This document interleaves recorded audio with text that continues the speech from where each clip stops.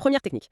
Les carrés nets. Super simple. On coupe la pastèque en deux, dans la longueur. D'accord. On prend une moitié, on la pose face coupée sur la planche à découper, et là on fait des bandes verticales, de 2 ou 3 cm d'épaisseur. Mhm. Puis on tourne la planche et on coupe perpendiculairement pour faire des bandes horizontales de la même taille. Ça fait un quadrillage, quoi. Et l'astuce, c'est quoi? Bah, l'astuce, c'est que la peau en dessous, elle sert de support. Chaque carré se détache super facilement, la chair est vers le haut, et on peut le prendre par la peau. Ah oui, comme une petite poignée naturelle. Pas bête. Voilà.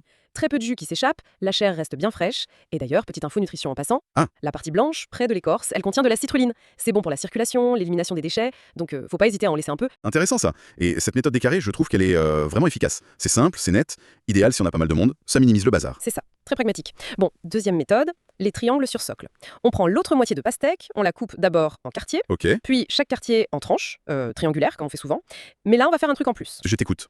On va inciser le long de l'écorce, en bas et sur les côtés, mais sans détacher complètement la chair, juste pour la séparer un peu. D'accord, elle reste attachée à la base. Exact.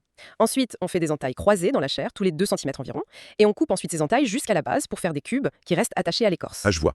L'écorce devient une sorte de petit récipient, de socle. C'est exactement ça. On peut piquer des cubes avec un cure-dent, une petite fourchette. Pas besoin d'assiette. C'est parfait pour un apéro, un buffet. Oui, l'aspect pratique est indéniable. Chacun se sert, c'est propre, ça transforme vraiment le fruit en bouchée prête à l'emploi. Très convivial. La méthode 3.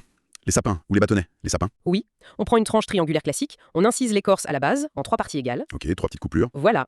Et on retire les 2 morceaux d'écorce sur les côtés, on ne garde que celui du milieu. Et hop. Ah, ça fait comme un manche, comme un bâtonnet de glace. Exactement. Ça donne une forme de sapin ou de bâtonnet. C'est super joli, et les enfants, en général, ils adorent ça. Ah ouais, j'imagine bien. Et le petit plus, on peut les mettre au congélateur comme ça. Ça fait des glaces à l'eau, naturelles et super saines. Génial. C'est vrai que l'aspect visuel, ça change tout, surtout pour les plus jeunes. Une découpe peut rendre un aliment beaucoup plus attractif. Carrément.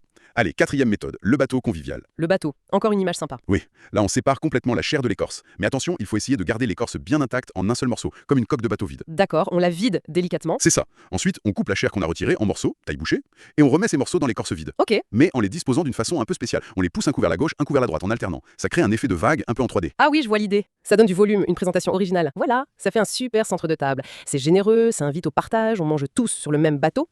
C'est propre, c'est amusant. C'est très juste. Cette méthode, elle met vraiment l'accent sur le partage, la convivialité.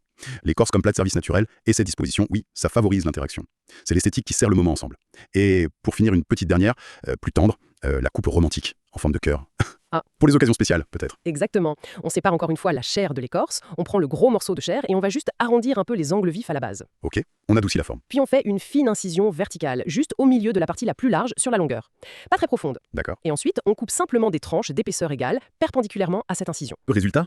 Eh bien, grâce à la forme arrondie de la base et à l'incision centrale, chaque tranche forme naturellement un cœur. Ah, c'est mignon ça. Malin. Oui, c'est parfait pour une petite attention, un petit déjeuner au lit, un goûter un peu spécial. C'est une belle illustration de comment un geste technique simple peut ajouter une dimension émotionnelle ou symbolique. La façon de présenter, ça change vraiment la perception.